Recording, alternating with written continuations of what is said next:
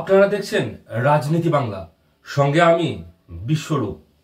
বিনাশকালে বিপরীত বুদ্ধি। বাংলাদেশের পরিস্থিতির জন্য ঠিক এই কথাটাই একেবারে পারফেক্ট কথা। বাংলাদেশের লেজে, বাংলাদেশিদের লেজে আগুন লেগেছে।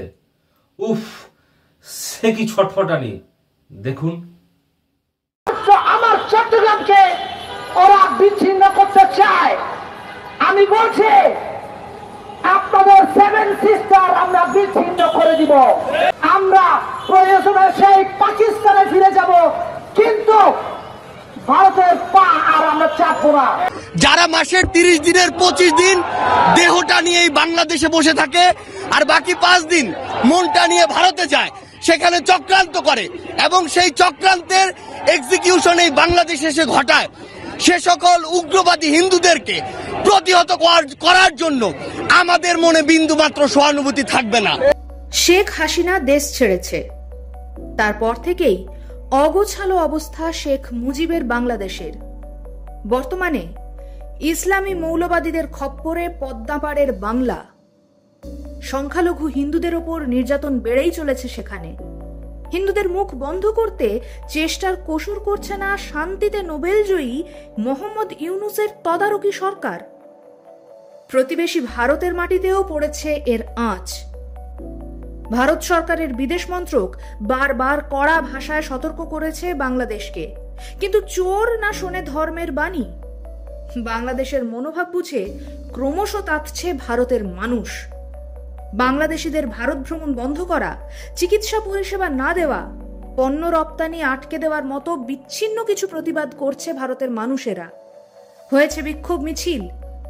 ভারতের মানুষের এই বিচ্ছিন্ন প্রতিবাদেই রে অবস্থা বাংলাদেশিদের।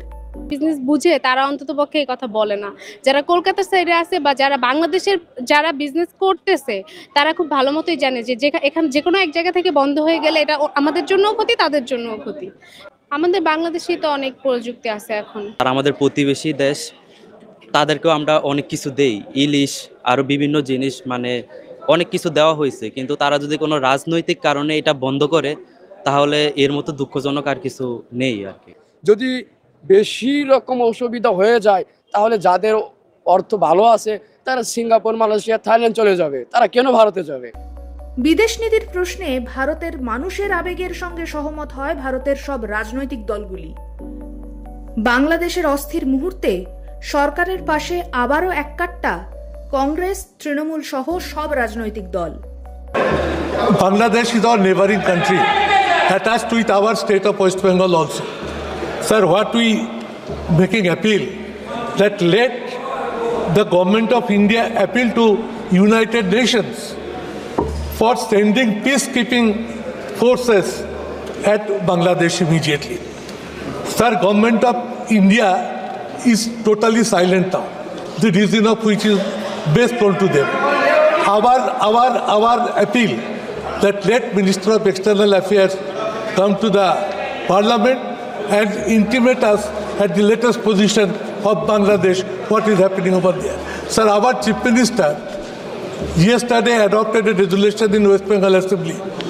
Whatever decision government of India will take, West Bengal government will stand by the decision. পরিস্থিতি দেখে ঘাবড়ে গেছে বাংলাদেশের মিডিয়া।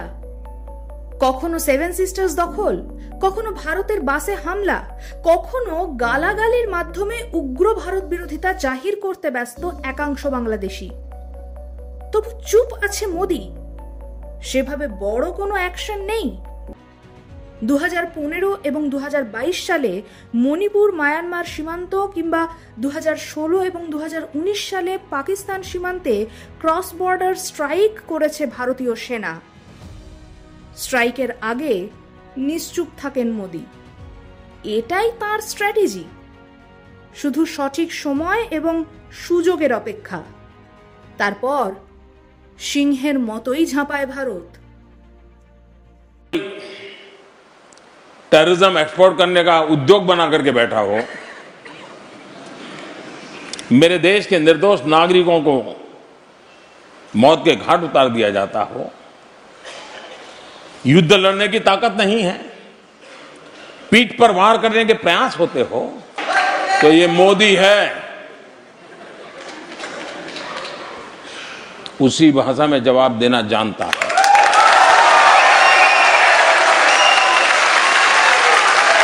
हमारे जवानों को टेंट में सोए हुए थे रात को, कुछ बुद्धि लाकर के उनको मौत के घाट उतार दे। आप में से कोई चाहेगा मैं चुप रहूं? क्या उनको ईंट का जवाब पत्थर से देना चाहिए कि नहीं देना चाहिए? और इसलिए सर्जिकल स्ट्राइक किया। और मुझे मेरी सेना पे गर्व है, मेरे जवानों पे गर्व है। मैंने हमारे अफसर जो इसको ऑपरेट कर रहे थे उनको कहा कि आप हिंदुस्तान को पता चले उससे पहले, मीडिया वहां पहुंचे उससे पहले, पाकिस्तान की फौज को फोन करके बता दो